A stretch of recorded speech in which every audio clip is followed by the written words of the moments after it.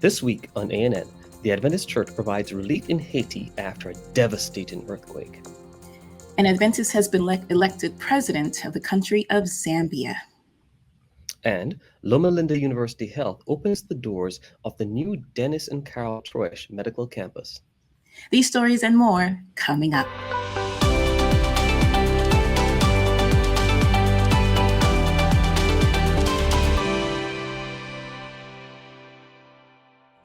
Thank you so much for joining us this week.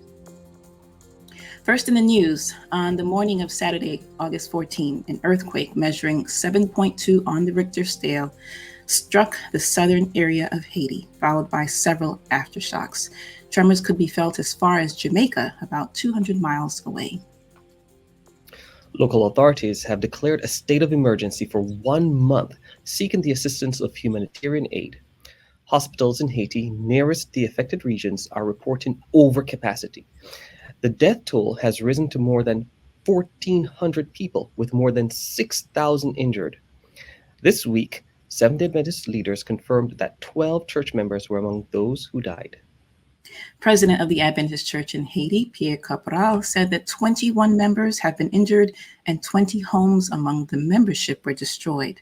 5 Adventist churches were also destroyed and 7 more were partially damaged. 6 schools were also damaged. Residents of affected towns have been trying to locate family and friends missing or feared dead. Search parties have been formed to look for people hidden under the rubble. ADRA's Emergency Management Coordinator for the Caribbean, Ilian Giancarini, said the Adventist Development and Relief Agency was one of the first aid relief organizations to reach the affected areas of Saint Louis du Sud in Haiti. From our assessments, the main concern is to care for the injured.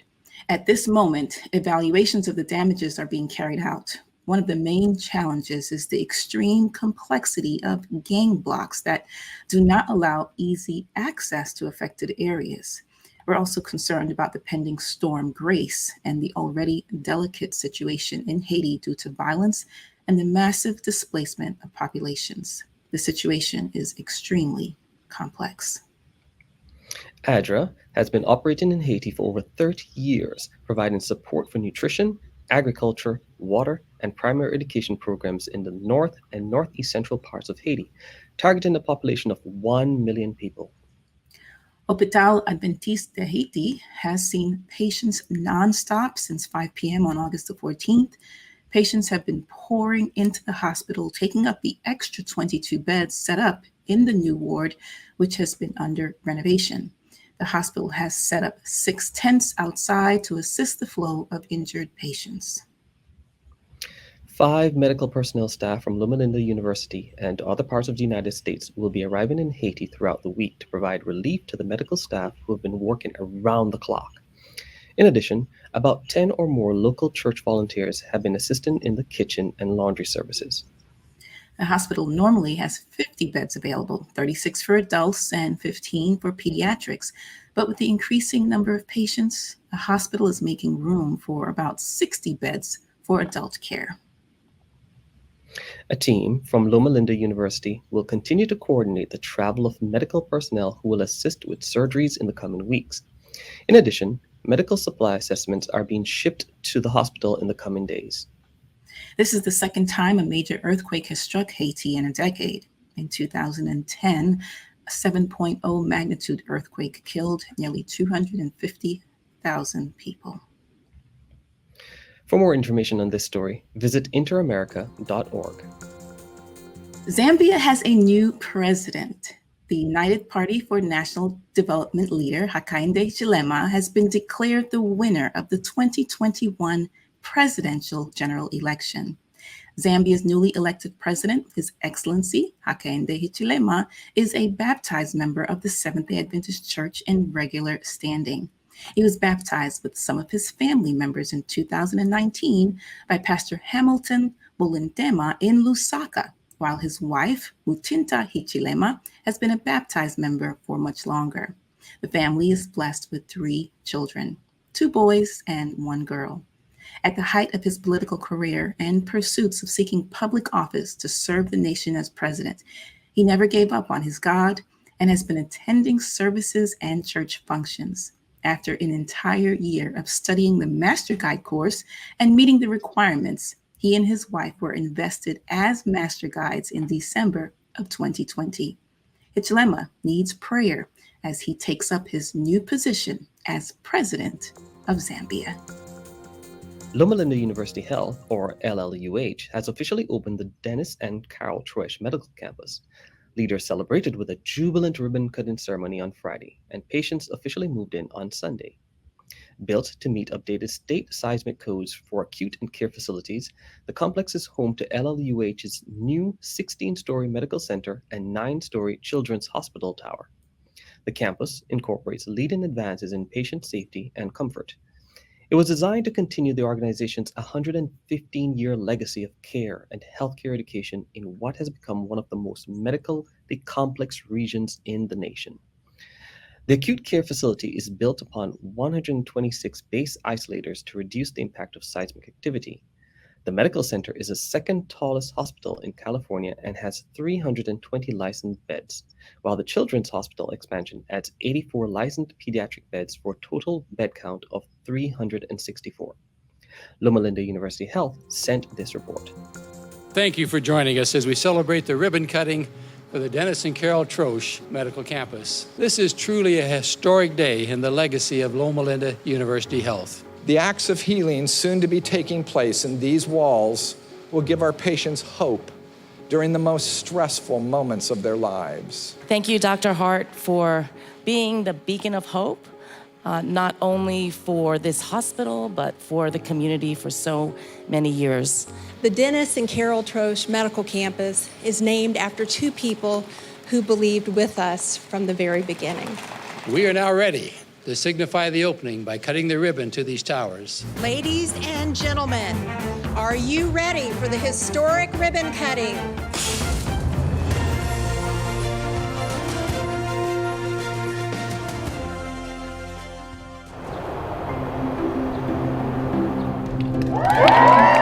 This is so exciting. I can't hardly contain myself. The effort and sacrifice you have all put into preparing for today have not gone unnoticed. And I thank each of you from the bottom of my heart.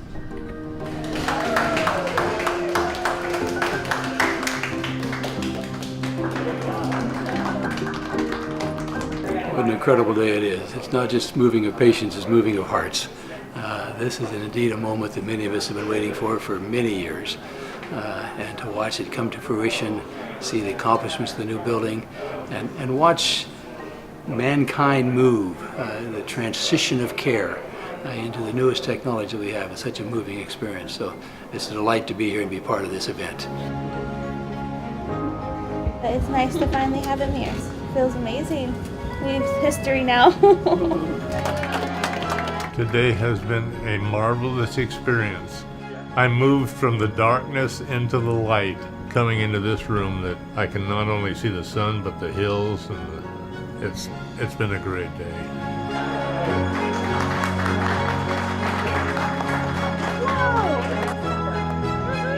Awesome.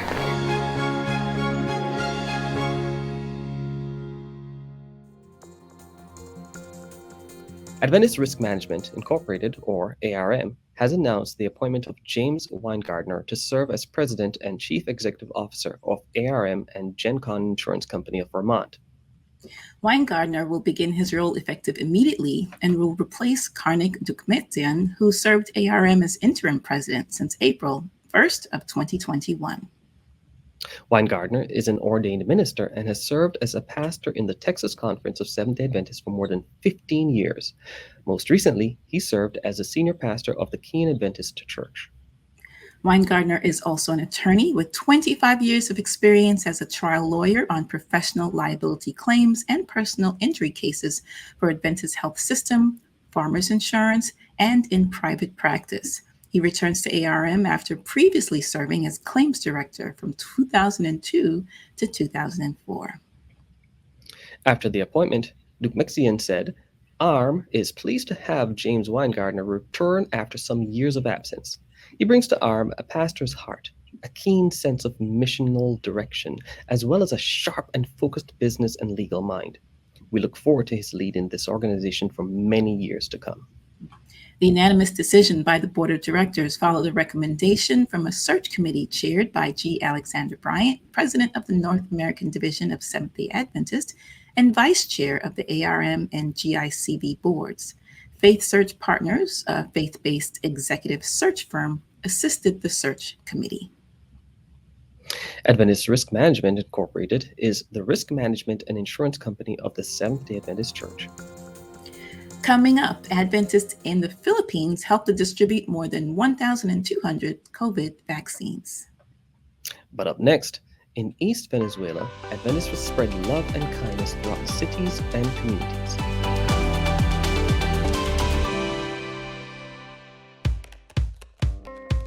We may look, pray, read, think, worship, sing, and share differently, but we all look forward to the Sabbath. And we all look forward to the future when Jesus will come again. With this message in mind, we arrived at a core component for a new identity system, the creation grid, a simple 7-column structure for layout.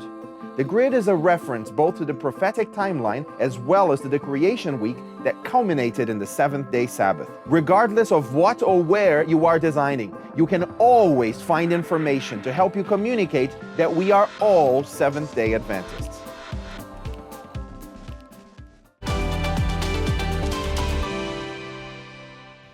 Welcome back. Nearly 9,000 Seventh-day Adventists in East Venezuela recently participated in what has become the church's most comprehensive annual social program since 2013. Coined as Close to You Venezuela 2021, member volunteers distributed supplies and brought messages of hope to those facing economic challenges. The program took place between July 1st and August the 7th.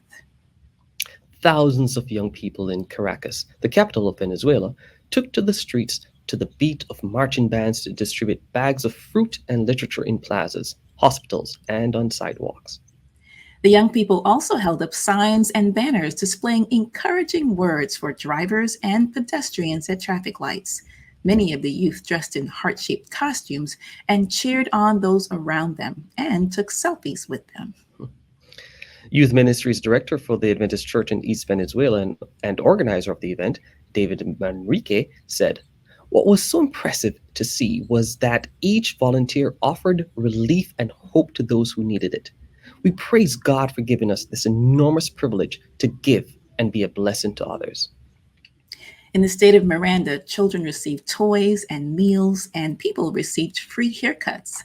Volunteers also distributed breakfast arepas, fruit, and books to 210 people at the Santo Anibal Domiciti de Carupano Hospital in the state of Sucre. Elsewhere throughout the eastern region, thousands of children took part in Vacation Bible School, sports, and arts and crafts. Volunteers offered free medical attention, health talks, organized blood drives, and cleaned up parks and streets. The vision for the rest of the year is to continue with the social program once a week to reach more people. In West Venezuela, thousands of church members also celebrated the initiative from August 1 to 7, sharing food and clothing and offering free medical checkups and haircuts. They also painted park pavilions.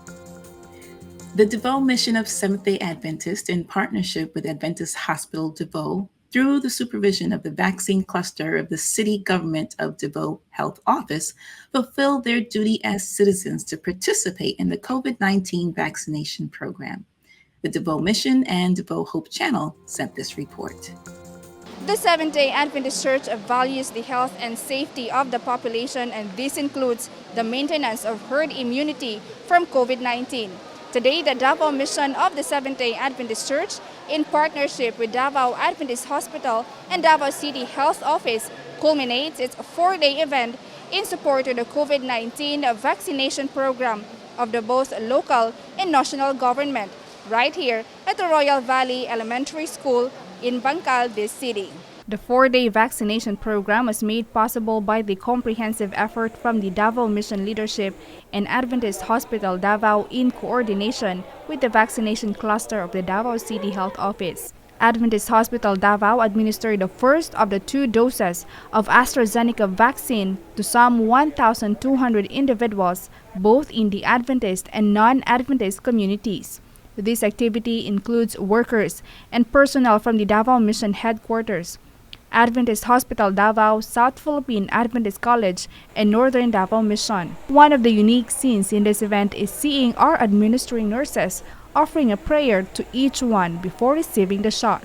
In an interview, Davao Mission President Pastor Edwin Magdadaro expressed his gratefulness and appreciation to the Adventist Hospital Davao and City Health Office. If you have an opportunity, regardless of which brand, all the available vaccines today were carefully studied and developed for protection and immunity. God has said that we need to take care of our body. Vaccines are not a cure but prevention, making yourself safe from contracting and not getting severely sick with the virus.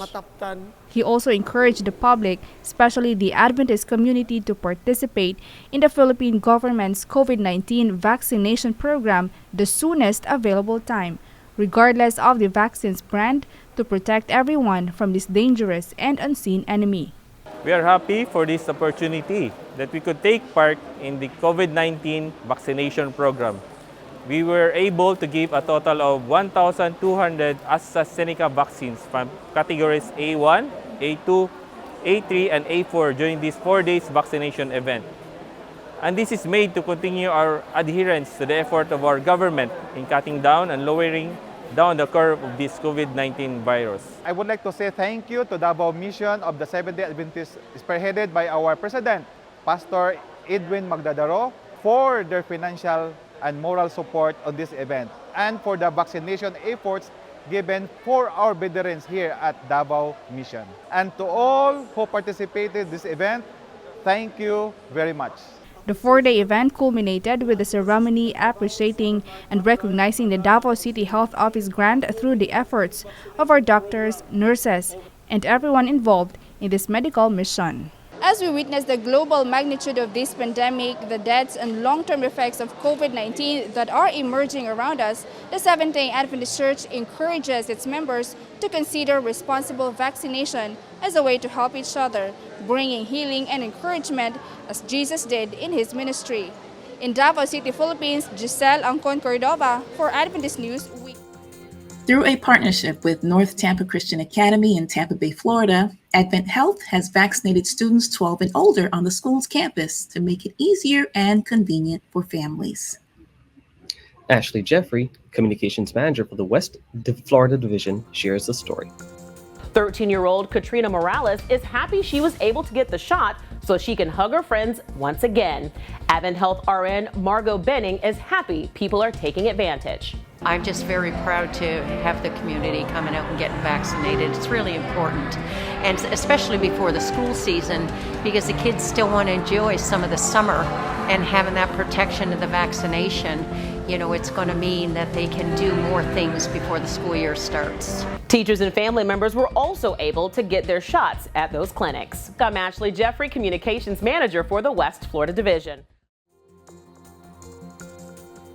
If you would like more information on COVID-19 and the COVID-19 vaccine, you can visit Advent Health's Resource Hub, coronavirusresourcehub.com. Coming up, David Trim is here with This Week in Adventist History. But up next, Adventist Mission shares a story of a Navajo reservation during the COVID-19 pandemic.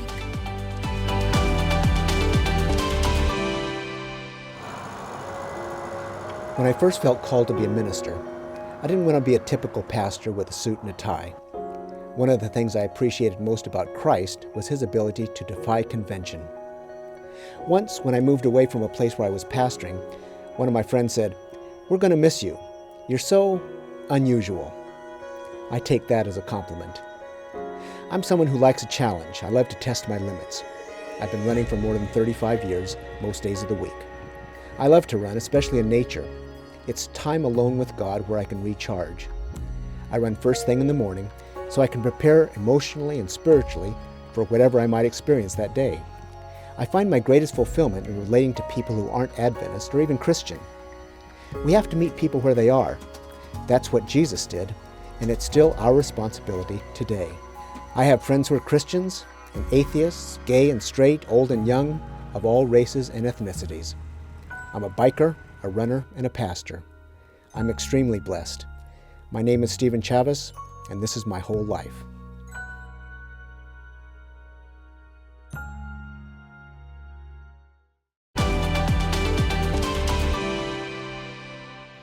Welcome back.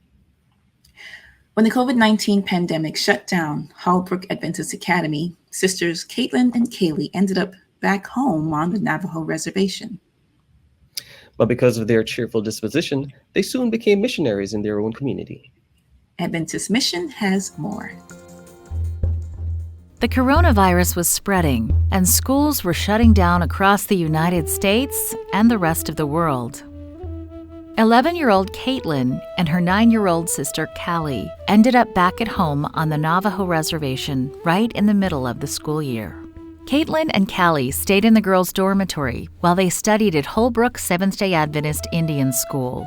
But when the school was forced to close to keep the children healthy, the sisters traveled home to a town located about 90 minutes away by car in the state of Arizona.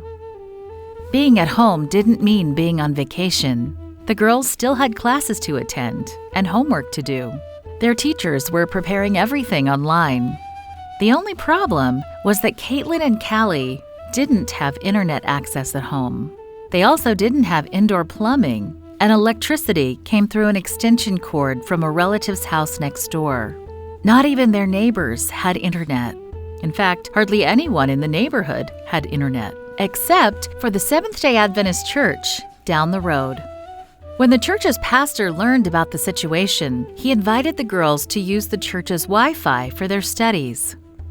Caitlin and Callie found themselves skipping along the dirt road day after day to do their schoolwork at the church.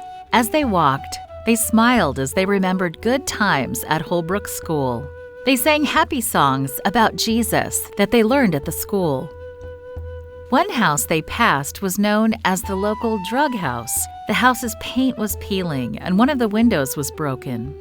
People seemed to go in and out of the house at all hours. Church members had visited and prayed in the home, and the neighbors' little children had come to church for vacation Bible school, but none of the grown-ups seemed interested in God.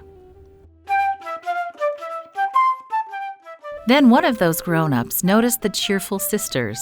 When Caitlin and Callie's mom walked by the house one day, the neighbor ran out. "Why do your daughters smile so much, instead of often looking sad like my little sisters?" she asked. "Why are your daughters always singing?" The questions surprised their mom, but she was pleased that the neighbor had noticed Caitlin and Callie, and she invited the woman to find out why they smiled and sang.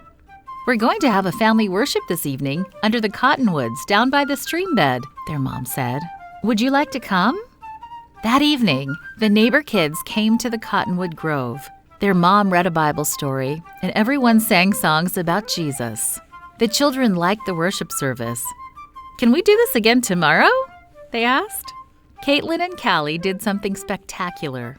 They became missionaries to their neighbors, even during a very difficult time for themselves. Their smiles and songs showed Jesus' wonderful love to a family that seemed impossible to reach.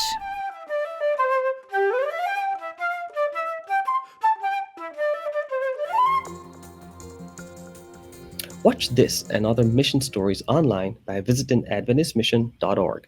Then click on videos at the top. And finally, for today's episode, let's turn to David Trim for a look at Adventist history. This week, we will hear about Tyler Bowen, a forgotten church leader who was instrumental in setting up the infrastructure the church uses to call and sustain missionaries.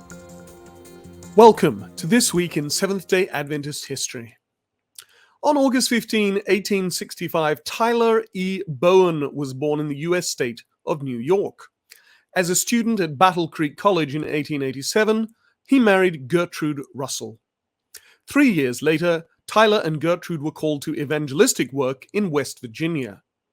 Soon, his administrative abilities were recognized, and he was elected Secretary-Treasurer of the small West Virginia Conference.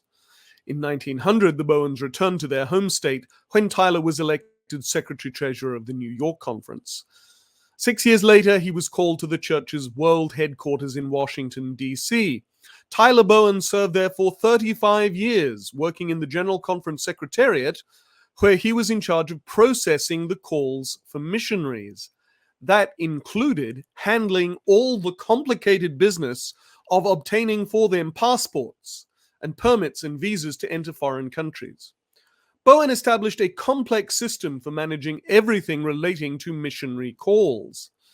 In this picture that you see here, you can see a page from one of the huge notebooks he managed, which tracked every missionary at each stage of the call and immigration process.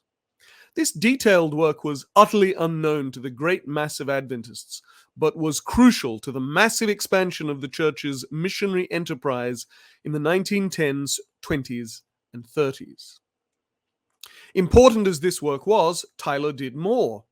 Shown here with Gertrude in 1928, he was much in demand as a camp meeting speaker, sharing stories of mission. He was able to do this because he kept up a voluminous correspondence with missionaries in the field, helping them to feel connected and not forgotten. In 1916, for example, Petra Tunheim, a missionary to Southeast Asia, wrote from Java to thank Bowen for "your very kind and cheery letter. It gave me such joy to read it." 7 years later, Ferdinand Stahl, the pioneer missionary to Peru, wrote Bowen, "If I should get a letter from you every day, I would not think it too much. Your letters are always of great encouragement to us." Tyler Bowen retired in 1941 and died September 16, 1955, aged 90. He was little known at the time and has been largely forgotten since, but the worldwide church we know today owes much to his tireless, unsung efforts in the General Conference Secretariat. That was this week in Seventh-day Adventist history. Thanks for watching ANN. Join us next week for more news from the headquarters of the Seventh-day Adventist Church. Did you know the Adventist Church has a YouTube channel where you can watch ANN video, ANN in-depth, and plenty of other amazing videos on prophecy, health, and Bible study? That's right. Just go to YouTube and search for the Adventist Church. Click on the subscribe button to make sure that you're caught up each week. And remember, leave a comment or a prayer request. We have people who are praying for you 24 hours a day, 7 days a week. Before we say goodbye, here's some good news from the book of 1 Samuel chapter 2, verses 2 and 3. The passage says, "There's no one holy like the Lord. There's no one besides you. There's no rock like our God. Do not keep talking so proudly or let your mouth speak such arrogance. For the Lord is a God who knows, and by him deeds are weighed." Amen. Well, that's our program for this week. Remember, you can always visit Adventist.news for daily news and videos. Until next time, God bless. Take care.